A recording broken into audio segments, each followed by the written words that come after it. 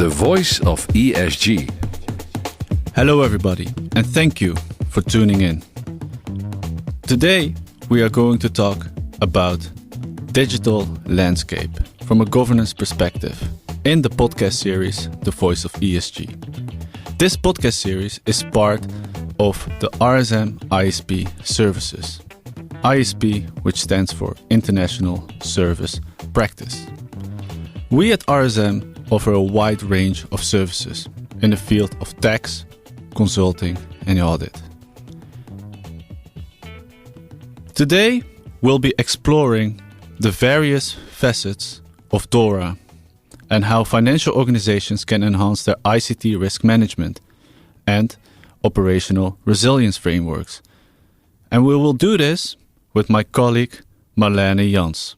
She will be giving a perspective from a governance lens and how management can contribute to ICT-related resilience. Hello, Marlene. Hello, Murat. Great to be here. Thank you. May I introduce to you, dear listeners, by the way, my colleague Murat Segir, because he should also introduce himself, right? Yes, good point, Marlene. So, hello, everybody. My name is Murat, and I am an assistant manager with RSM. I am focused in the fields of technology and risk and compliance. And what I'm trying to do here is trying to build a bridge between the technology world and the legacy world, and trying to connect the innovations with also risks that come with innovations. And this is exactly what we will be talking about. And that's why I have you here, Marlene, to represent the legacy world. Well, thank you so much. Oh boy, no pressure. Yes, indeed. My name is Marlene Jans. I'm a director in the area of corporate governance and culture here at RSM in the Netherlands. And we are very much aware that transitions or changes of any kind in our organizations cannot go without governance perspectives and governance elements. And we have acknowledged, we've seen frequently that a strong governance can be a strong backbone for organizations, and can therefore facilitate also strong instructions and strong introductions of new legislation. And DORA, Digital Operational Resilience Act, is a very demanding change, if I might say that, because it will be very challenging. And let us tell you more about that. Marlene, you have a vast experience in the financial sector, right? And well, you guys can't see Marlene right now, but she's smiling. The answer is yes. She has a vast experience, and. Well, when we are talking about risks and about a robust financial institution, I am not that old, but I can remember that when I went to school that there was a financial crisis going on. How did that happen? Can you give us a brief explanation of how that happened and what the role of governance was there and how that can intersect with digital operational resilience? Yes, indeed. I will give it a try. We had a financial sector crisis in 2008, 2009. And we saw that large banks collapsed, people lost their houses. It had a huge financial impact in economic stability on a global level. So that was really huge. And we saw at that time that there was a very strong focus on earning money rather than having a resilient and a robust financial sector in place. When you focus too much on your shareholder interests, so to say, instead of your stakeholder interests, then you cannot keep a right balance, and you will make wrong investments and stuff.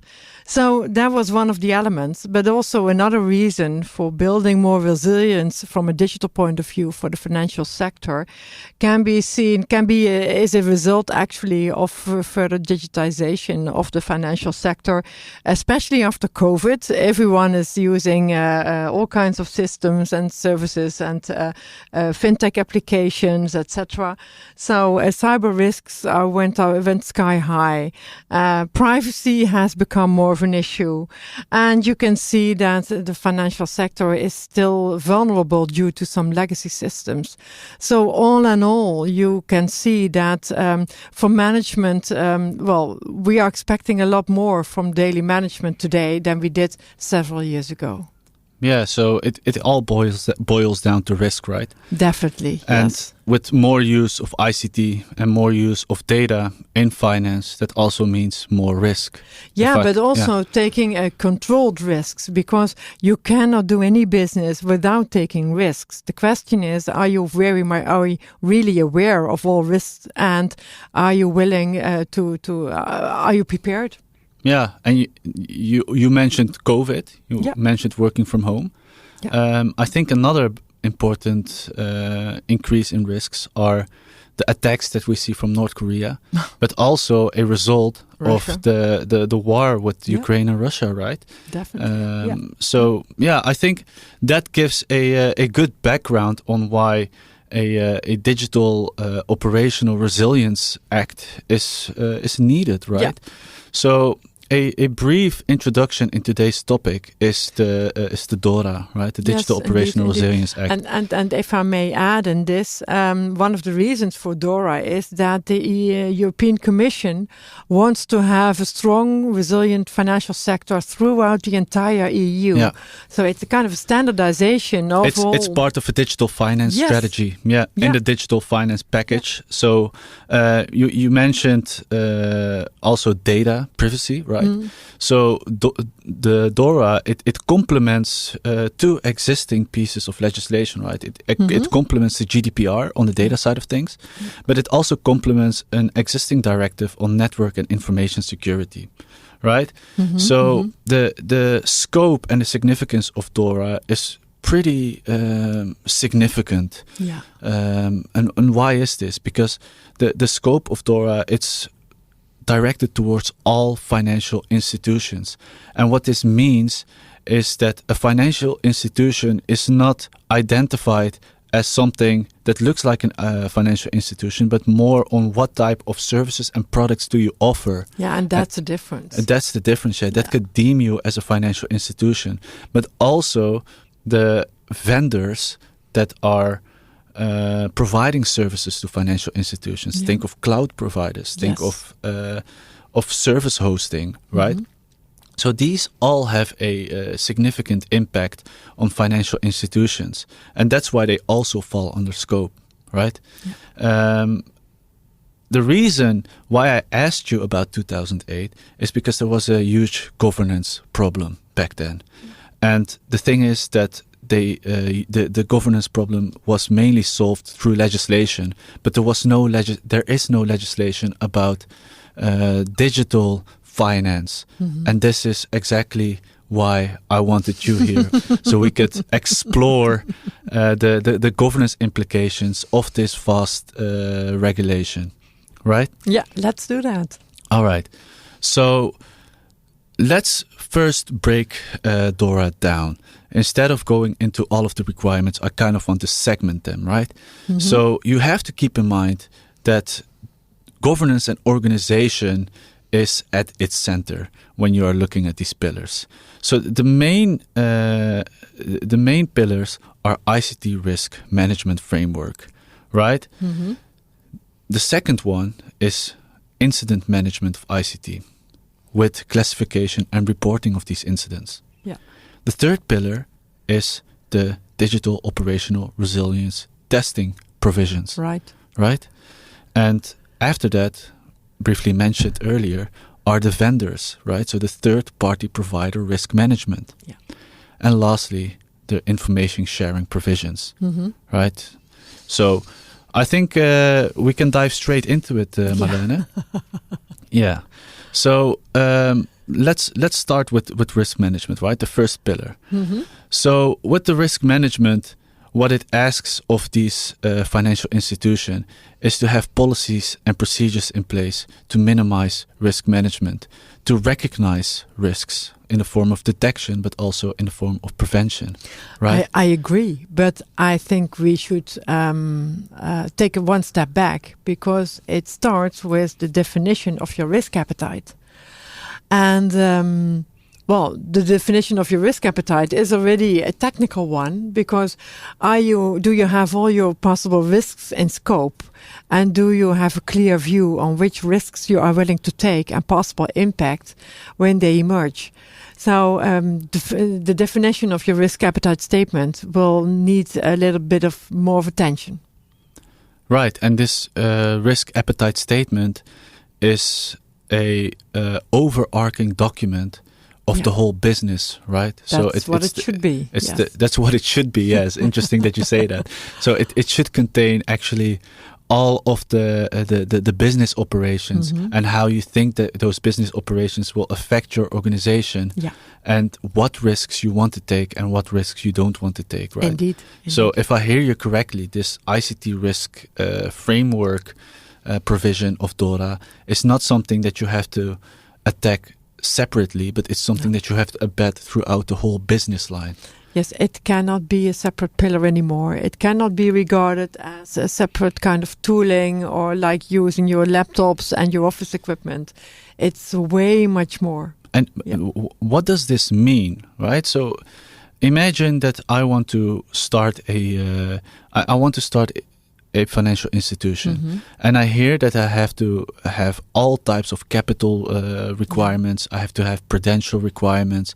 There is a supervision financial act in the Netherlands, right?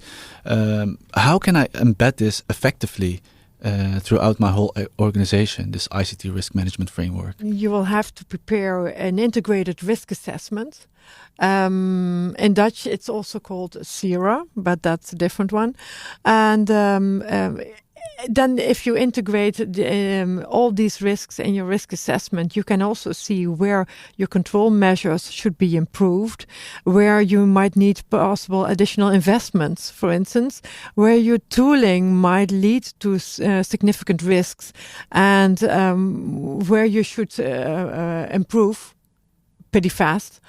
And for instance, talking also about risk frameworks, there's also talking about people and risk awareness within your organization.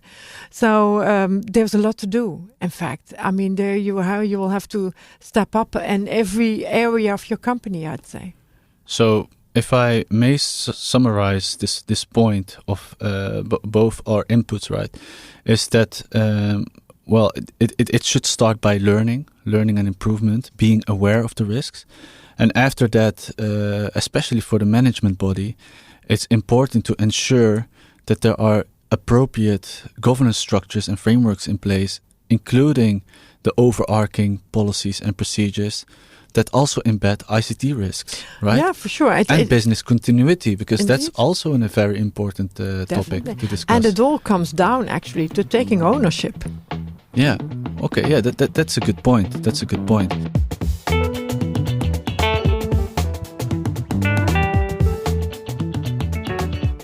So, the second pillar of DORA is also something that financial institutions should not be fairly new with, and that is the handling and management of incidents. And in this respect, it is the handling of ICT incidents, right? So there are a couple of provisions when we are talking about the ICT-related incident management. So that there's a process, there's a classification, and there's reporting of these threats, right? Mm-hmm. And why I mentioned that it should not be something new for these organizations is that in financial sectors, there's also a provision, right, for where you have to report unusual transactions, for example. Yeah, in the area of money laundering. In the area of money laundering, exactly. Yeah. And that is also throughout a 3 lines model, right? So could you take me through how this could also look like for ICT-related incident reporting? Yes, let's give it a try. Indeed, for if you are dealing with incident and in relation to your 3 lines, for sure, it will have to be clear in your first line levels what roles and responsibilities are defined, and how do you deal with incidents? Do you have your protocols in place? And do you have also in place what happens if your protocols are not being followed? Because that's an incident based on an incident, so to say, if I may call it like that. So the controls have to be in place. Yes, indeed, your controls have to be in place. So is your testing in order of the controls? And are you sure that everyone is working in compliance with the agreements that have been made, with the procedures that have been defined? Talking about your second line part and on incident handling, there you will see first that, for instance, your risk management and your compliance officer will focus on a check of if your processes are properly defined, are fully in line with laws and regulations and also your internal standards, and if the processes are executed in the right way. And then, now focusing on DORA specific elements and in the IT related incidents, that will also require more technical know-how within your compliance department to make sure that you can see that the incidents have been handled in the right way. So an immediate action point that you defined for management is to look at your organization to see whether you are capable of detecting these threats, but also handling these threats throughout your 3 lines of defense model. Yes. I think... because now we were only talking about first and second line. Of course, the third line, which should provide any assurance or should provide any advice for improvement, is your third line properly prepared? And that's your internal audit, right? That's the internal audit. And what happens if internal audit fails? Yeah. Whoa. Yeah, well, that's an interesting point that you mentioned there. I think also something that financial institutions could look at is a previous published framework by the European Central Bank, and that's TIBER. So the threat intelligence-based ethical red teaming framework. So that's also an immediate action point that organizations could look at, yes, right? Indeed. All right, so the third pillar of DORA, Marlene, that's the digital operational resilience testing. Mm-hmm. So briefly, what it entails is that financial institutions are obliged to do scenario testings, but also to see what are the critical elements and processes in my business that if they fail, right, what do I need to do in order to overcome this? And ideally, what do I have to do so these systems will never get into trouble, so that all my processes work, right? People want to withdraw cash in the ATM if they put their bank card in the ATM, right? People want to pay in the supermarket if they use their Apple Pay, for example, right? So, you can imagine tremendous amount of scenarios. And do you have with your scenario planning all these scenarios in scope? And do you have the right people in place to define the possible consequences of those scenarios? And can you do some testing exercises in this area? And the control testing will be crucial. Indeed, it's one of the reasons for DORA. And you can see now that the testing will also require that it is monitored again. And more specifically, this requires a stronger focus from your management, from your senior management, because you will need to evidence that you are on top of your controls, on top of your control testing, on top of your monitoring, and what are you doing with the outcome if things seem not to be okay? Yeah, that's actually exactly what is expected of you. So if we look at the legislation, right, it asks you for an establishment, maintenance and review of a sound and comprehensive testing program, right? Yeah. And this needs to be an integral part of the ICT risk management framework that is in turn, again, part of your whole Yes. organizational strategy and framework for identifying risks, right? And again, providing evidence that you have everything in scope and that you're working appropriately and you're dealing with any dilemmas or mistakes or incidents that pop up. The evidencing will be important, also in discussion with your external supervisors, of course. All right. So let's go to the fourth pillar of DORA. And the fourth pillar, as briefly mentioned earlier in the introduction, is managing ICT third-party risks, right? So we talked about, well, what happens when your Apple Pay doesn't work anymore, or what happens when a server goes offline and your website doesn't work anymore, or your cloud provider leaks any data. For management, it will be crucial to see who will you do business with.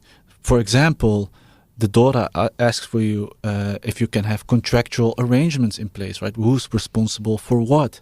But also, who am I going to conduct business with?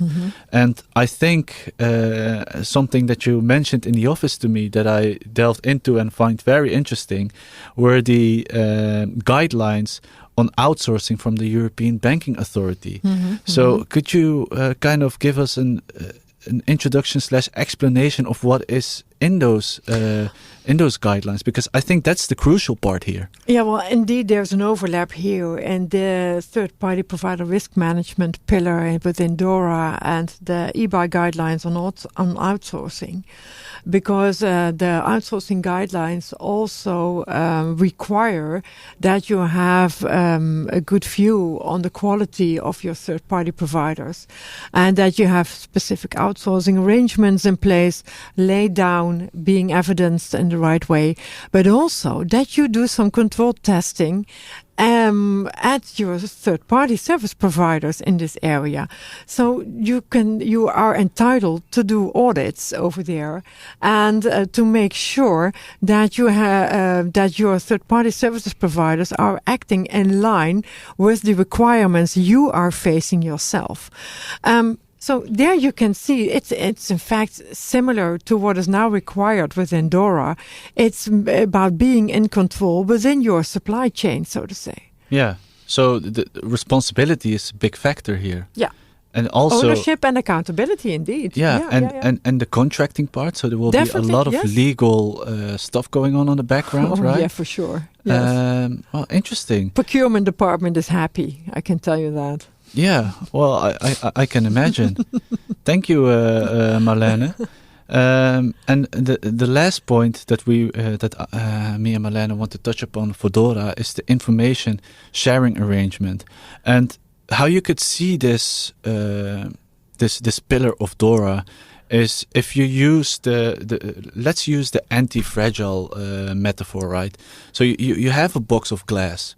And you let this box fall, the glass breaks, it means it's fragile, right? If you have a box with glass and you let this fall and the glass doesn't break, it doesn't mean it's anti-fragile. It's just strong glass, right?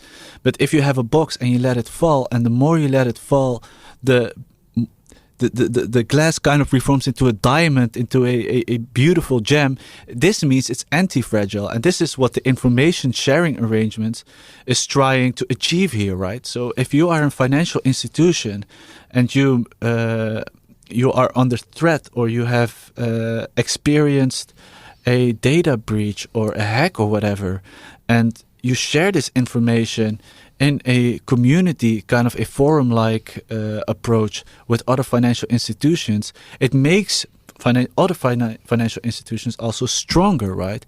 But some ethical dilemmas that I can immediately identify here is that, do financial institutions that are hyper-competitive actually want to do this? But also, what do you leave in and what do you leave out? Yeah. A strong point here indeed. It will not be easy to turn the financial sector into a diamond. And indeed, you will need a lot of collaboration and willingness to collaborate from all parties involved. There will also be a certain level of obligation to collaborate, because you cannot do without it. And to be honest, I'm not really sure how the external supervisors will step in here in this area. I could imagine that they will have strong requirements, and they really want to have a certain evidence that information will be shared in order to build a stronger and robust financial sector in this area. Yeah, that's a good point that you mentioned that, and it's also something that I've looked into the past, because these supervisors, right? One of them is the European Banking Authority. Yeah. They released a good practice on how you share information, right? And they have this Moscow framework, so that the must share, should share, could share, and won't share. And based on this framework, you can see, well, what are, for the won't share, for example, what are legal restrictions, right? For the could share is the operational effectiveness that could be affected if you share that, for example. The should share is something that companies should know about, because that will strengthen their operations. But the must share is something, for example, that's new in the market, nobody knows about. No, and if they don't know about it, it could pose a huge threat. So I think these good practices, they also provide kind of a path for financial institutions that they could walk. I'm still missing the in the sharing of information part. I miss a kind of sharing of ethical dilemmas in this area. Do you have a view on what can be expected here? For the ethical dilemmas, that's a good question. So, what information is deemed as confidential, right? Is it the edge that you have? Or, for example, you as an institution, financial institution, you have experienced something that you will know that it will also hit your competitors, and that will also be the reason why you won't share it, right? So that could also be a ethical dilemma. So that's something that still work to be done. Yeah, there's still work to be done there. Yes, that's a good conclusion. For sure. Yeah. So, well, I mean, really, if we want to turn the financial sector into a diamond, we will have to collaborate. I mean, we cannot go without that. I'm sure about that. Yeah.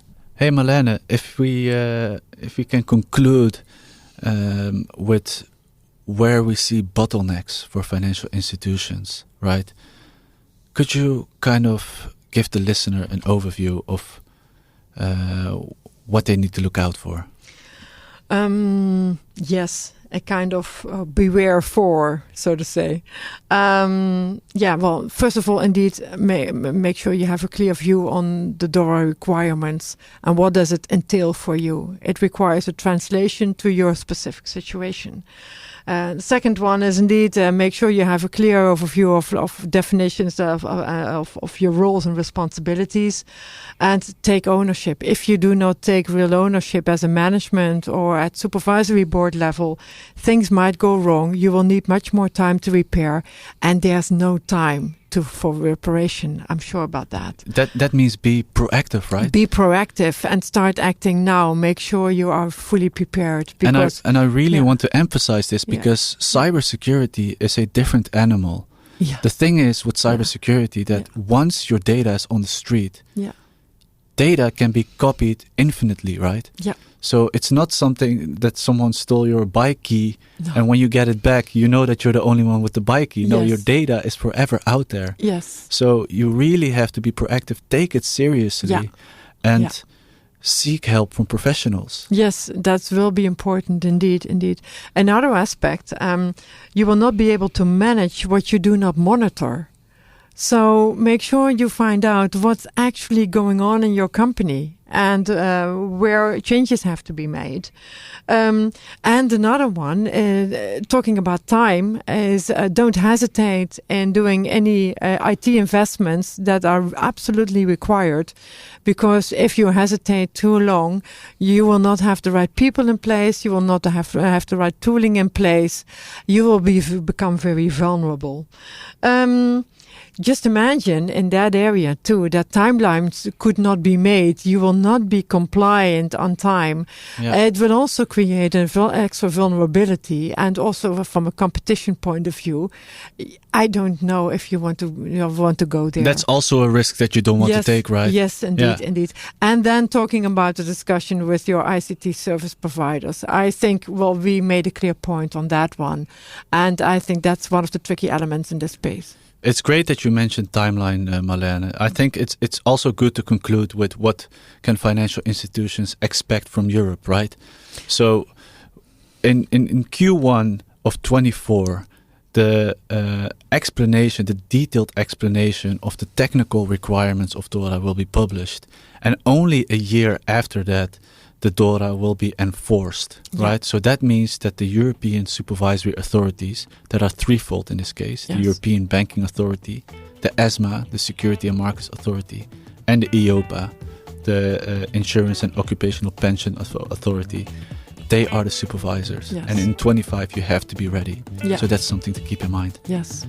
Hey, Marlene, I want to thank you for your insights and for your contribution. Yeah, I have learned a lot, and I'm sure the listener also learned a lot. For the listener, thank you for listening. We really appreciate it. If you could rate this podcast, if you liked it, please do so, and see you the next time. Goodbye, everybody. Goodbye.